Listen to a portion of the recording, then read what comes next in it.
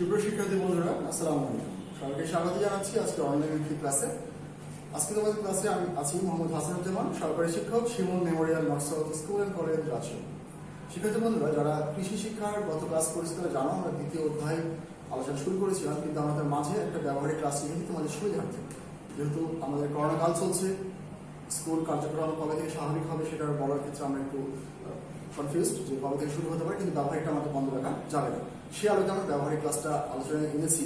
তো ব্যবহারিক ক্লাস নিয়ে আমরা আলোচনা করবো আজকে। তো আসলে আমরা দেখে নিই যে আজকের আলোচ্য বিষয়গুলো কি। আমাদের পাঠের বিষয়টা হচ্ছে কৃষি শিক্ষা ব্যবহারিক। তো ব্যবহারিক ক্লাস যেহেতু হচ্ছে, তো ব্যবহারিকের আমি আজকে মূলত তোমাদেরকে কোন বিষয়গুলো শিখবো সেটা একটু বলে নিই। ব্যবহারিক পরীক্ষণ বিষয় যাবতীয় বিষয়গুলো জানতে হবে। আজকের যে ব্যবহারিক ক্লাস হবে সেই বিষয়ে ব্যবহারিক বিষয়ে তোমাদের আমি বিস্তারিত আলোচনা করবো এবং কিছু পরীক্ষণ সম্পর্কে আলোচনা করবো। দেখো, আমরা কি কি জানবো? ব্যবহারিক পরীক্ষার যে তালিকা, সেই তালিকাটা একবার দেখে নিব যে আমাদের ব্যবহারিক কি কি বিষয়ের উপরে আসবো, অর্থাৎ দশম শ্রেণীর যে কৃষি ব্যবহারিক, সেই ব্যবহারিকে কোন কোন বিষয়ের উপরে পরীক্ষা লিখতে হবে এবং খাতায় লিখতে হবে। এরপরে দেখো, আমরা পরবর্তীতে এনেছি যে ধান বা পাট ফসলের বিভিন্ন উপকারী ও অপকারী কীটপতঙ্গ সংগ্রহ ও অ্যালবাম তৈরি, ব্যবহারিক পরীক্ষণ সম্পর্কে আলোচনা। শেষে দেখতে পাচ্ছি ঔষধি উদ্ভিদের নমুনা পর্যবেক্ষণ ও শনাক্তকরণ, ব্যবহারিক পরীক্ষণ সম্পর্কে আলোচনা। তো প্রথমে আমরা দেখে নিই ব্যবহারিক পরীক্ষার তালিকা, পরীক্ষণের যে তালিকা সে তালিকা। ব্যবহারিক পরীক্ষণের তালিকা: 1 নম্বরে যে মাটির প্রকৃতি ও বৈশিষ্ট্য বিশ্লেষণ করে মাটি শনাক্তকরণ, 2 নম্বরে মাটির পাত্রে বীজ সংরক্ষণকরণ, 3 নম্বরে মাছের সম্পূরক খাদ্য তৈরি, 4 নম্বরে উদ্ভিদতাত্ত্বিক বীজ ও কৃষিতাত্ত্বিক বীজ শনাক্তকরণ, 5 নম্বরে পুকুরে পর্যাপ্ত প্রাকৃতিক খাদ্যের উপস্থিতি নির্ণয়, 6 নম্বরে সাইলেজ তৈরি, 7 নম্বরে ধান বা পাট ফসলের বিভিন্ন উপকারী ও অপকারী কীটপতঙ্গ সংগ্রহ ও অ্যালবাম তৈরি, 8 নম্বরে ঔষধি উদ্ভিদের নমুনা পর্যবেক্ষণ ও শনাক্তকরণ, 9 নম্বরে গোল কাঠ বা তক্তা পরিমাপ এবং সর্বশেষ 10 নম্বরে এককভাবে 10টি ব্রয়লার মুরগির পালনের আয় ব্যয়ের হিসাব নির্ণয়। এখানে 10টা ব্যবহারিকের তালিকা দেওয়া আছে, কিন্তু এখানে মার্ক করা আছে লাল কালি দিয়ে 7টা, 3টা কালো কালি দিয়ে। এর কারণটা কি? যদিও 10টা পরীক্ষা আমাদের বোর্ড থেকে নির্ধারণ করে দেওয়া আছে, কিন্তু আমরা মূলত এই 7টা যে মার্ক করা, লাল মার্ক করা, সেই 7টা পরীক্ষণ আমরা খাতায় প্রথমে লিখব, প্রথমে করব। এই 7টা পরীক্ষণের মধ্যে অলরেডি তোমরা 1, 2, 3 এবং 5 করে ফেলেছ। আজকে আমি 7 এবং 8 নম্বর পরীক্ষণ নিয়ে আলোচনা করবো এবং খাতা লেখার পদ্ধতি সম্পর্কে তোমাদেরকে বলবো। কিভাবে খাতা লিখতে হবে, কিভাবে উপস্থাপন করতে হবে, সেই বিষয়গুলো সম্পর্কে আমি তোমাদেরকে বলে দেবো। তোমরা অবশ্যই এই ক্লাস করার শুরুতেই খাতা নিয়ে বসো এবং কাজের ধারা এবং কিভাবে সাজাতে হবে, কিভাবে অ্যালবাম তৈরি করতে হবে, সেই বিষয়গুলো লিখে নাও এবং দেখে নাও। আমরা প্রথম পরীক্ষণে চলে যাই। ধান ও পাট ফসলের বিভিন্ন উপকারী ও অপকারী কীটপতঙ্গ সংগ্রহ ও অ্যালবাম তৈরি। এটা আমাদের ব্যবহারিকের বিষয়। ব্যবহারিক খাতার শুরুতে যে বিষয় থাকবে আমরা এই বিষয়টা লিখব। এরপরে খাতার যে দাগ টানা অংশটুকু আছে সেখানে শুরুতেই আমরা প্রথমে উদ্দেশ্য লিখব। উদ্দেশ্য কোলন দেওয়ার পরে ঠিক এইভাবে আমরা খাতা লিখব। আমি যেভাবে আজ উপস্থাপন করছি ঠিক অনুরূপ ভাবে খাতায় উপস্থাপন করব। অর্থাৎ তোমরা ঘরে বসে থাকলেও খাতাটা তৈরি করে ফেলতে পারবে। উদ্দেশ্য লিখব ধান বা পাট পোকার সংগ্রহ করে তা পরীক্ষা নিরীক্ষা করে অনিষ্টকারী পোকা সংগ্রহ করা। উদ্দেশ্য সম্পন্ন হয়ে গেল। এরপরে কোন কোন উপকরণ, এই ব্যবহারিক সম্পন্ন করতে গেলে কোন কোন উপকরণ প্রয়োজন সেগুলোর তালিকা লিখতে হবে খাতায়। ঠিক একটা ঘর ফাঁকা দিয়ে লিখবো আমরা উপকরণ। উপকরণের পাশে ঠিক অনুরূপ ভাবে লিখব 1 নম্বরে পোকা ধরানোর হাত জাল, 2 নম্বরে পোকা রাখার একটি জার, 3 নম্বরে কাগজ, 4 নম্বরে পেন্সিল। উদ্দেশ্য লেখা সম্পন্ন হয়েছে, উপকরণগুলো কি কি লাগবে লেখা সম্পন্ন হয়েছে। এবার আমরা এই ব্যবহারিকের পরবর্তী স্টেপে যাব। পরবর্তী স্টেপটা কি? কাজের ধাপ। কাজের ধাপ শিরোনাম দিব আমরা সুন্দর করে। কাজের ধাপ শিরোনাম দেওয়ার পরে এই কাজের ধাপগুলো খাতায় যে দাগ টানা অংশ আছে সেই দাগ টানা অংশে আমরা এটা লিখব। কি লিখব আমি বলছি, আমার সাথে সাথে যারা পারছো লিখে নাও। একটি হাত জাল ও একটি জার নিয়ে বিদ্যালয়ের পাশে ধান বা পাট খেতে যায়। এরপরে উভয় ক্ষেত থেকে জাল টেনে পোকা সংগ্রহ করি। 3 নম্বর কাজ, 3 নম্বর ধাপ, পোকাগুলো জালে রাখি ও জালের মুখ ঢাকনা দ্বারা বন্ধ করি।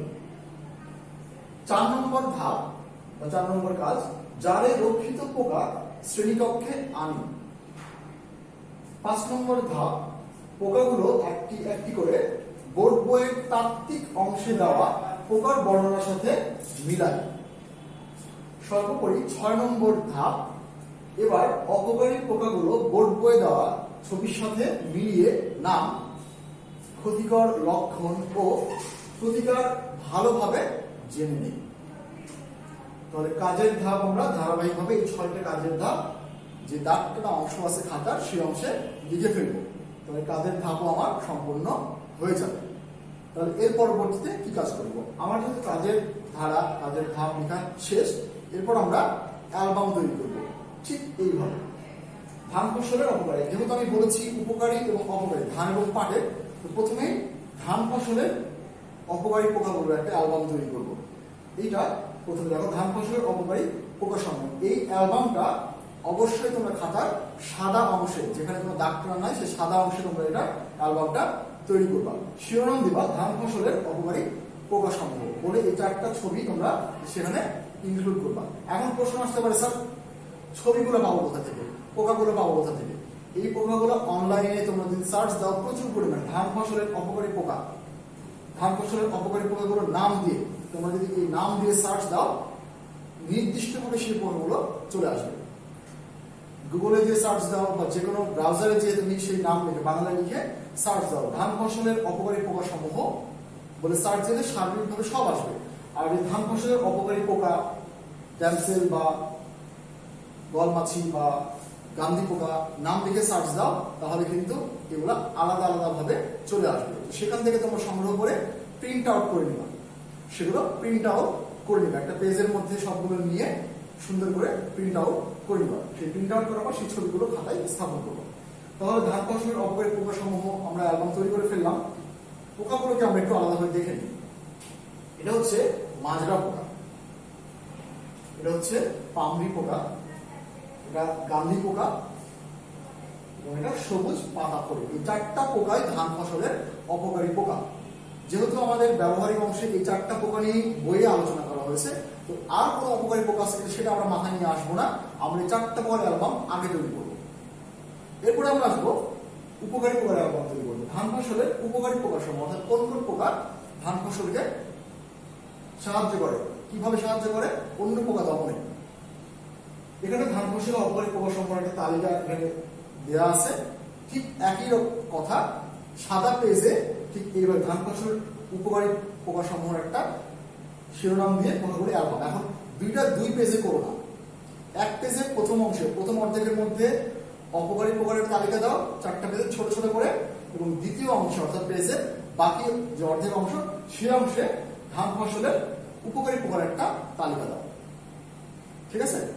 এইভাবে 2টা অংশে ভাগ করে প্রথম অর্ধেকে অপকারী পোকা, দ্বিতীয় অর্ধেকে উপকারী পোকার একটা অ্যালবাম তৈরি করা হয়ে গেল। তাহলে আমরা এই পোকাগুলোর একটু চিত্র দেখে নিই ইন্ডিভিজুয়ালি। নেকড়ে পোকা, এটা হচ্ছে নেকড়ে পোকা ধান ফসলের। এরপরে মাকড়সা, ড্যামসেল ফ্লাই, এরপরে ঘাস ফড়িং এবং লিটল বার্ড বিটল, এগুলো হচ্ছে ধান ফসলের উপকারী পোকা। এবার আমরা ঠিক একইভাবে, যেহেতু ধান এবং পাট ফসলের উপকারী অপকারী পোকা সম্পর্কে আমরা জানছি, তো ধান ফসলের অপকারী এবং উপকারী পোকাগুলো দেখে নিলাম। এবার আমরা পাট ফসলের বিভিন্ন পোকা যে আছে সেই পোকার অ্যালবামটা তৈরি করব। সরাসরি আমরা পাট ফসলের বিভিন্ন পোকার অ্যালবাম তৈরি। এই অ্যালবামে যখন চিত্র এখানে দিয়েছি, অ্যালবামটা ঠিক একইভাবে ধান ফসলের মতো করে তোমরা শিরোনাম দিয়ে চিত্রটা স্থাপন করবা। স্থাপন করে এভাবে পেজে বসিয়ে দেবা। এখন আমরা ইন্ডিভিজুয়ালি দেখব পোকাগুলো। বিছা পোকা, পাট ফসলের বিছা পোকা অপকারী পোকা। এটা হচ্ছে ঘোড়া পোকা। এরপরে উড়চুঙ্গা, সর্বশেষ চেলে পোকা। এই 4টা পোকা অপকারী পোকা। এই 4টা পোকা অবশ্যই সুন্দর করে কেটে ছোট ছোট করে ওই সাদা পেজে আঠা দিয়ে লাগাতে হবে। কেউ স্ট্যাপলার দিয়ে কস্টেপ দিয়ে লাগাবো না, সুন্দর করে গাম আঠা দিয়ে, আমার অনেকে হাত দিয়ে লাগায়, খুবই ইম্বারেসিং এবং পরীক্ষক যখন এটা দেখবে তখন বিরক্ত বোধ করবে। সুন্দর করে গাম আঠা দিয়ে এটা লাগাতে হবে। সাবধানত আমরা এই ধান ও পাট ফসলের যে উপকারী পোকা সংগ্রহ করবো এবং অ্যালবাম তৈরি করবো, কি সাবধানতা, তাহলে এই চিত্রগুলি স্থাপন করার পর সর্বশেষে দাগ টানা যে পেজ আছে সেখানে সাবধানতা লিখবো। সাবধানতা 2টা। পোকাগুলো সংগ্রহের সময় লক্ষ্য রাখতে হবে যাতে পোকাগুলোর দেহের কোনো অংশ নষ্ট না হয়। 2, পোকাগুলো ধরার ক্ষেত্রে খালি হাত ব্যবহার না করে চিমটা ব্যবহার করতে হবে। এই সাবধানতাগুলো আমরা অবলম্বন করব। তাহলে আমরা ধান এবং পাট ফসলের যে উপকারী এবং অপকারী কীটপতঙ্গ আছে সেগুলো অ্যালবাম তৈরি করলাম, পর্যবেক্ষণ করলাম, শেষ করলাম। এই পদ্ধতি, আমি যে পদ্ধতি বললাম, যে ধাপ বললাম, সেই ধাপগুলো অবলম্বন করে ধান এবং পাট ফসলের উপকারী এবং অপকারী কীটপতঙ্গের অ্যালবাম তৈরি সংগ্রহ আমরা করব, অর্থাৎ প্র্যাকটিক্যালটা সম্পূর্ণ করব। এরপরে আমি আসবো দ্বিতীয় প্র্যাকটিক্যাল, আর একটা যে প্র্যাকটিক্যাল সেটাতে ঔষধি উদ্ভিদের নমুনা পর্যবেক্ষণ ও শনাক্তকরণ। আমরা বিষয়টা অবশ্যই লিখব ঔষধি উদ্ভিদের নমুনা পর্যবেক্ষণ ও শনাক্তকরণ। আমরা খাতার যে দাগ টানা অংশ, সেই দাগ টানা অংশে কিভাবে এই ব্যবহারিককে উপস্থাপন করব সেটা দেখে নাও, এবং ঠিক একইভাবে তোমরা যেমন আগেরটা লিখে নিয়েছো এটাও খাতায় লিখে নাও। প্রথমে আমরা দাগ টানা অংশের শুরুতে লিখব তত্ত্ব। তত্ত্বে আমরা কি লিখব? পরিবেশের যেসব উদ্ভিদ আমাদের রোগ ব্যাধি উপশম বা নিয়ন্ত্রণ করে সেগুলোই ঔষধি উদ্ভিদ। তত্ত্ব সম্পন্ন হয়েছে। এরপর একটা লাইন গ্যাপ দিয়ে লিখব উপকরণ। উপকরণ শিরোনাম দিয়ে আমরা উপকরণগুলো সিরিয়ালে লিখব, পাশাপাশি লিখবো না, খাতায় সিরিয়াল মেনটেন করে লিখবো একটার পর আরেকটা। 1 নম্বরে লিখব বিভিন্ন ঔষধি গাছের অংশ বিশেষ। 2 নম্বরে ছুরি বা কাঁচি। 3 নম্বরে খাতা। 4 নম্বরে পেন্সিল। আমরা তত্ত্ব লিখলাম, তত্ত্ব লেখার পরে উপকরণগুলো কি আমরা লিখে ফেললাম। এরপরে আমরা আসবো কাজের ধাপ। কাজের ধাপ অবশ্যই আমরা ওই দাগ টানা অংশে লিখবো। কাজের ধাপ বলে আমরা সুন্দর করে একটা শিরোনাম দেবো, বাম দিকে লিখে কলম দিব, যেটা আমরা তত্ত্ব এবং উপকরণের ক্ষেত্রে করেছি। কাজের ধাপের ক্ষেত্রেও একই কাজ করবো। এরপর কাজের ধাপগুলো লিখবো। কি করে লিখবো? স্কুলের আশেপাশে ঘুরে বিভিন্ন ঔষধি গাছের কাণ্ড, পাতা, ফুল বা ফল সংগ্রহ করি। 2 নম্বরে সংগ্রহকৃত অংশগুলো আলাদা আলাদা রেখে কোনটি কোন গাছের অংশ তা খাতায় নোট করি। 3 নম্বর ধাপ, বইয়ে প্রদত্ত চিত্রের সাথে অংশগুলো মিলিয়ে শনাক্তকরণের সঠিকতা যাচাই করি। আমার কাজের 3টা ধাপ সম্পন্ন হয়েছে। এবার আমি কি করব? সরাসরি ব্যবহারিক ধাপ। এই অংশটা কোথায় স্থাপন করব? আমরা কি করলাম? প্রথমে তত্ত্ব লিখলাম, উপকরণ লিখলাম, কাজের ধাপ লিখলাম। ওই 3টাই দাগ টানা অংশ লিখতে হবে। এরপরে যে ছকটা তৈরি করবো, এখানে একটা ছক আছে, আমি ছকটা বলে দিচ্ছি। এটা আমরা সাদা অংশে, ব্যবহারিক খাতার যে সাদা পৃষ্ঠাটা আছে, সাদা অংশ আছে, সেই সাদা অংশে এই ছকটা তৈরি করব। ছকটার 4টা অংশে বিভক্ত হবে। প্রথমে আসবে নমুনার নম্বর, বৈশিষ্ট্য, সিদ্ধান্ত বা বীজের নাম এবং চিত্র।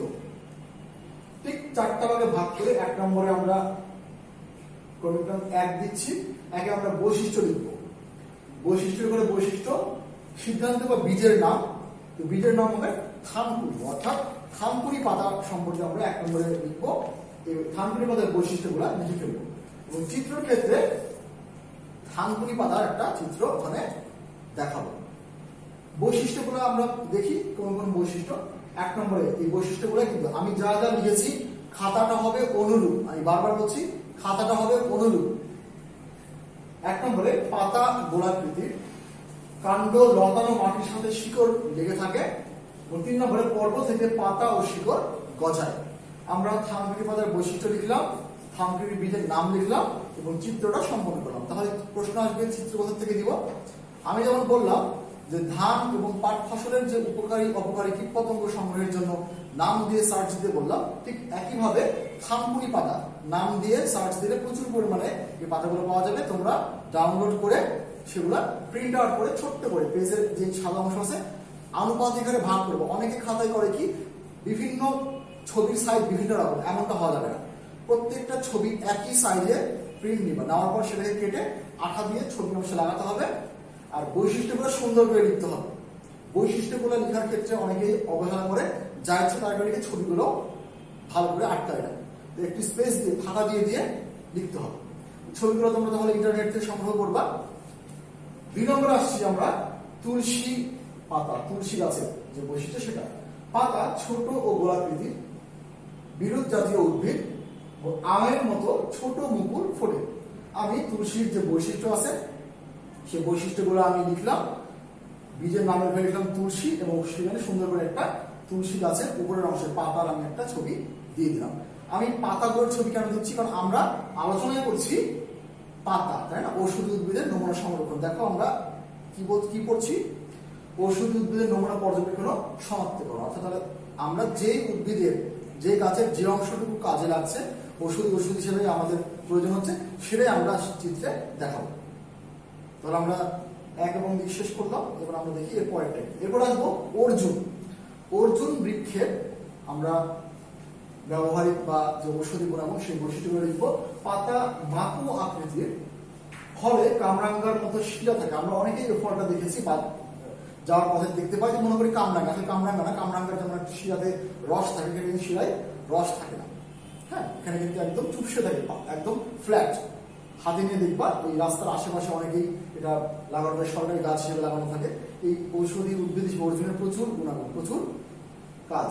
এই বিষয়গুলো বইয়ে তোমরা দেখতে পাবো, কিন্তু ব্যবহার দেখে নাও কোনটা লিখবো। লিখলাম কি লিখবো, পাতা মাকু আকৃতির, ফলের কামরাঙ্গার মতো শিরা থাকে, মাঝারি আকারের গাছ। অর্জুন এবং চিত্র ওখানে আমরা দিয়ে দিই। এরপরে আমরা আসবো নিশিন্দা পাতা। নিশিন্দা একটা ঔষধি উদ্ভিদ, বনে জঙ্গলে ঝোপঝাড়ে এই গাছগুলো হয়ে থাকে। পাতা লম্বাকৃতির, ফুল ছোট নীল বর্ণের। বৈশিষ্ট্য লিখলাম, নিশিন্দা আমরা লিখলাম বীজের নাম, এবং সর্বশেষ আমরা সেই চিত্রটা ওখানে দিয়ে দিই। সর্বশেষ যেটা তেলাকুচা। তাহলে আমরা তেলাকুচার যে উদ্ভিদ, যে পাতার যে অংশ কাটবে সেটা আমরা বৈশিষ্ট্যগুলো দেখে নিই। পাতা মিষ্টি লাউয়ের মতো, ফুল মাইক আকৃতির, এবং ফল লম্বাকৃতি, গাছ লতানো। তেলাকুচা, এবং দেখো তেলাকুচার আমরা একটা চিত্র দিয়েছি। এইভাবে তোমাদের কি করতে হবে, চিত্রটা আমাদের সংযুক্ত করতে হবে। আর আমি আবার বলছি, চিত্রগুলো কিভাবে সংগ্রহ করবো, অবশ্যই ইন্টারনেটে সার্চ দিলে আমরা প্রচুর পরিমাণে চিত্র পাবো। ইন্ডিভিজুয়ালি নাম দিয়ে সার্চ দিলেও সেগুলো আমরা সেখান থেকে সংগ্রহ করতে পারবো। আমার চিত্র উপস্থাপন শেষ। সর্বশেষ আমি কি লিখবো, খাতার দাগটার অংশে লিখবো পর্যবেক্ষণ। পর্যবেক্ষণে কি করব, শনাক্তকৃত উদ্ভিদগুলো হলো থানকুনি, তুলসী, কালমেঘ, বাসক, সর্বগন্ধা, অর্জুন, হরিতকি, আমলকি, বহেরা, নিশিন্দা, তেলাকুচা। আর আলোচনায় নিয়ে আসছি 5টা। বলছো যে শনাক্তকৃত উদ্ভিদগুলো, আসলে আমরা শনাক্তকৃত করব অনেকগুলো, শনাক্ত করবো সবগুলো, লিখবো সবগুলো, কিন্তু ব্যবহারিক খাতায় 10ম শ্রেণীতে ব্যবহারিক আমাদের সেই ব্যবহারিক খাতায় আমরা এই 5টা উদ্ভিদকে উপস্থাপন করব। ঠিক আছে? এইভাবে আমরা দ্বিতীয় যে ব্যবহারিক ওষুধ উদ্ভিদের নমুনা সংরক্ষণ এবং পর্যবেক্ষণ এটা সম্পন্ন করতে পারি। তো 2টা ব্যবহারিকই সম্পূর্ণ আমাদের হয়ে গেছে। সর্বশেষ যেটা লিখতে হবে, সাবধানতা। খাতার যে দাগটা অংশ সেটা লিখব সাবধানতা। গাছের অংশ সংগ্রহের সময় গাছ যাতে নষ্ট না হয় সেদিকে লক্ষ্য রাখতে হবে। সাবধানতা শেষ হয়ে গেল, আমাদের মোটামুটি শেষ। তাহলে আমি একটু আলোচনা করে নিই যে আমরা আজকে কি পড়লাম। তাহলে 2টা প্র্যাকটিক্যাল করলাম, তাই না? 2টা ব্যবহারিক সম্পর্কে জানলাম, ধান এবং পাট ফসলের উপকারী ও অপকারী কীট পতঙ্গ সংগ্রহ এবং অ্যালবাম তৈরি, এবং ধান ওষুধ উদ্ভিদ নমুনা সংরক্ষণ এবং পর্যবেক্ষণ। এই 2টা ব্যবহারিক সম্পর্কে জানলাম।